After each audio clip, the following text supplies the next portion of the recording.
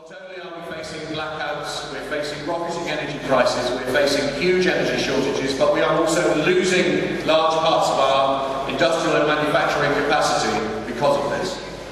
Ladies and gentlemen, we have today an expert to talk to us about this. He is the director of the Energy Intensive Users Association, Mr. Jeremy Nicholson. Please give him a welcome.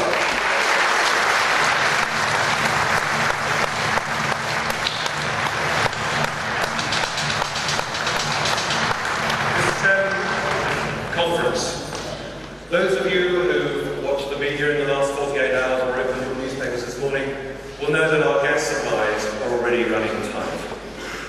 Those of you who've kept an eye on this issue, and I imagine most of you have, over the last few years have known that we have a looming supply issue, to put it mildly, in power generation. And the two issues are related, and I'd like to explain why. I work for energy-intensive industry, manufacturing that employs over 600,000 people in this country. Export-oriented, and manufacturing, of course, remains the single biggest source of export revenue for this country, and we should never forget that despite what's happened to manufacturing, we have great expertise here, and remain the world's 6th or 7th largest manufacturer in GVA terms, depending on whose figures you believe. But we want to hang on to that manufacturing expertise and grow it. But we can't do that. We can't keep the wheels of industry turning if we don't have secure and internationally competitive energy supplies. And what do we need for that? We need a balanced energy policy that makes an appropriate trade-off between security of supply, keeping the lights on and gas flowing, affordability and competitiveness for industry, whilst of course moving towards cleaner energy supplies over the long run. And who on earth would have a problem with that if we do it rationally? Effectively. I would argue that we are not, either here or elsewhere in Europe. A quick word about the current gas situation. Contrary to some of the headlines, we're not going to run out of gas in 2 days' time. But that alone should not necessarily be a cause of comfort. If we have prolonged cold weather, the margins are getting uncomfortably tight. We have low levels of gas storage in this country compared with every other country in Europe. Traditionally, we didn't need it because the North Sea was our gas storage.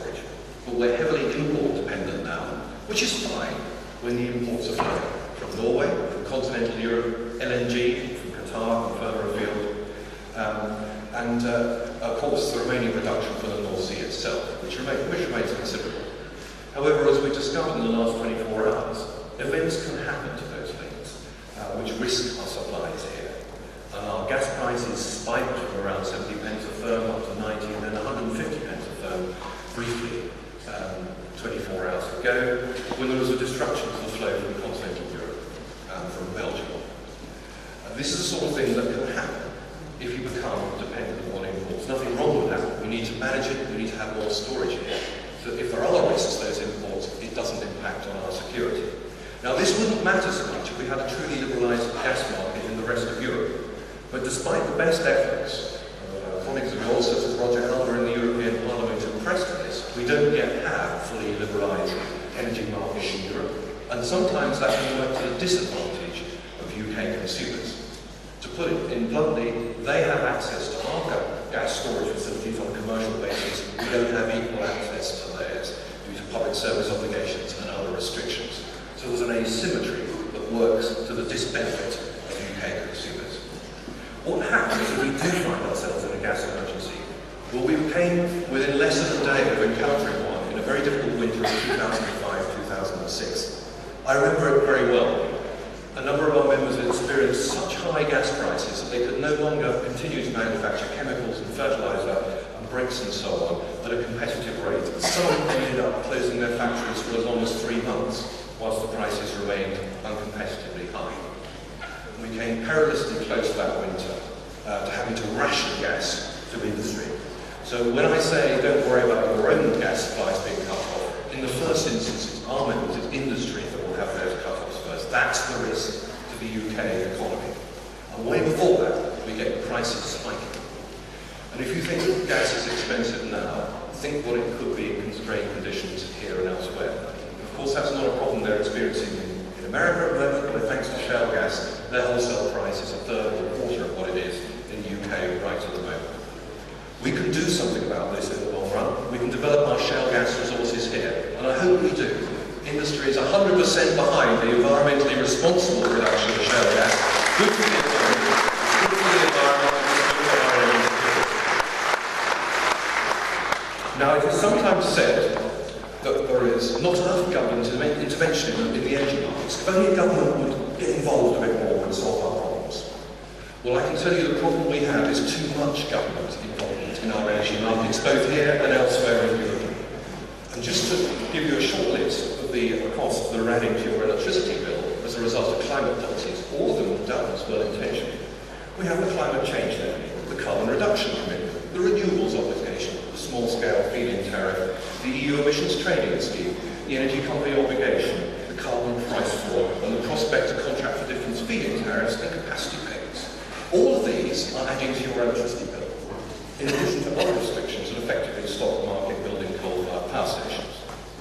And if we look to an independent body, he said somewhat sarcastically, the Committee on Climate Change, the Committee on Climate Change, not necessarily a friend of the consumer, has nonetheless admitted in a recent report, possibly they didn't mean to do so, that climate policies, the sort I've just mentioned, have already added 21% to a large industrial user's electricity bill. Imagine that if you're a steel company, a chemical company, a cement manufacturer, whatever, and trying to compete in international markets. Your costs are being raised here, your competitors aren't. But that's just the start of it.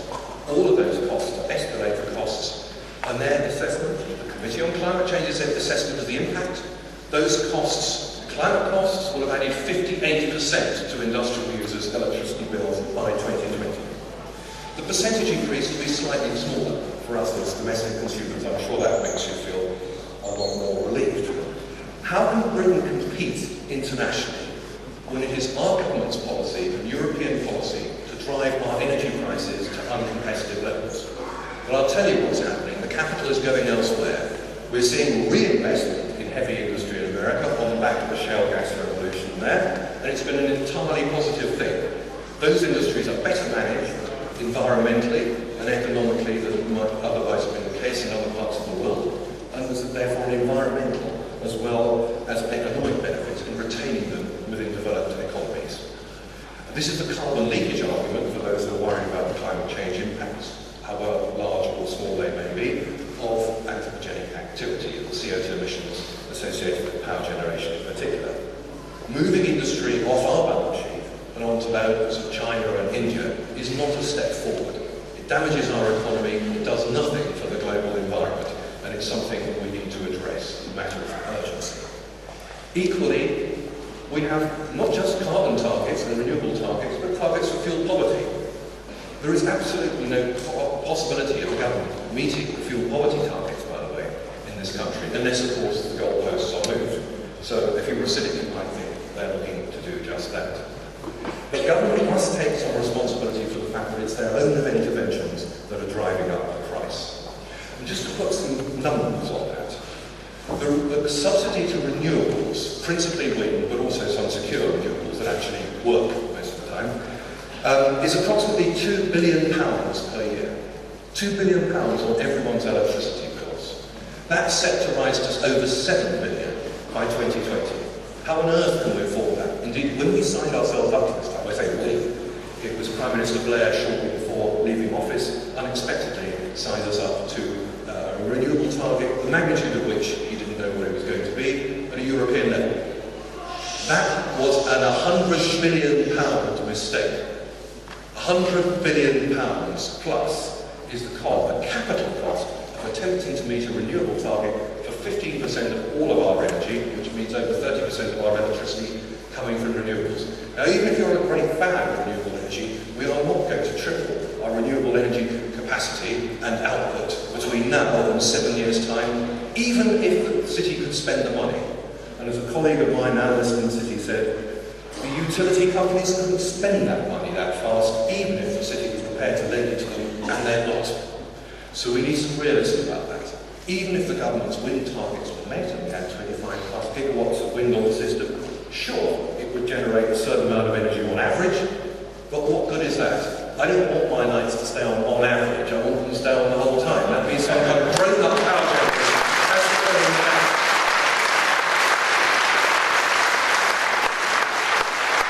So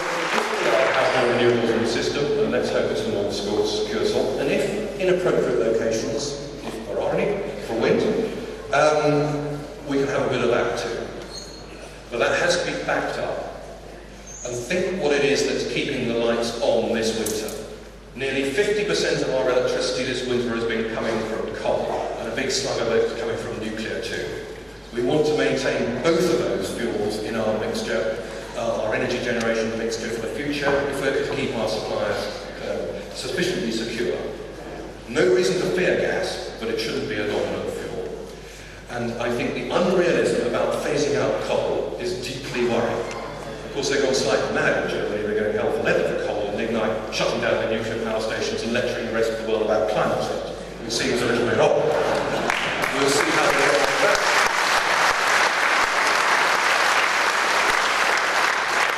By the way, if you're a German consumer, about half your bill is eco-tax and renewable subsidies. That's where we're heading if we go for foreign policy here. So, just to summarise all this, we're going to need a diverse range of fossil and non-fossil fuels if we're going to keep the lights on at an affordable price. We have a particular piece of legislation, the EU Large Combustion Plant Directive, which I know a number of people here are intimately, perhaps even sadly familiar. This requires that a number of our coal-fired power stations are shut down, around 12 gigawatts of coal and oil-fired power stations by 2015 at the latest, or when they've used up 20,000 running hours, and which a number of them have done already. So the coal that has kept the lights on this winter, some of that won't be there next winter, and about a third of it won't be there the winter after that. What is going to plug the gap? On the day the wind isn't blowing, it's not going to be wind. I wish it was nuclear, but that is something for the next decade, we hope. So what is it that's going to plug the gap? And it's got to be gas. It's the only thing the industry can build quick enough. It's the only means of providing flexibility to back up wind and to replace the coals that's departing from the system. But of course, as the energy regulator, Ofgem, has warned, those electricity supplies are only as secure as the gas that's going into those power stations. And this is why we need attention to both. Now, I know that the current Energy Minister, John Hayes, takes this issue very seriously. He's right to. And there are others in government who ought to know better, who should listen to him. Because I've always felt, my colleagues in industry have always felt, that the whole point of a sustainable approach to policy is that you have a balance between environmental, social and economic objectives. And what we've had is too much environmental greenstanding, if you like, it says he invented a new word, from all the main political parties. Now, I think it's wonderful to dream about clean energy supplies for the future, and it's a great thing to invest in R&D to help bring that about. But let's remember, it was the market that delivered the single biggest environmental benefit in terms of CO2 emissions when we took advantage of cheap North Sea gas to diversify away from coal, incidentally improving our security of supply at the time, and reducing the cost to consumers whilst reducing the CO2 emissions into the bargain. It was an accident for the environmental benefit, but it was a good one, and that's what's happening in America right now. The second big reduction in our carbon dioxide emissions occurred not because of energy policy, because we went through the worst industrial recession in living memory. I don't want to see us decarbonise our economy by deindustrialising it, and that's the danger of the world.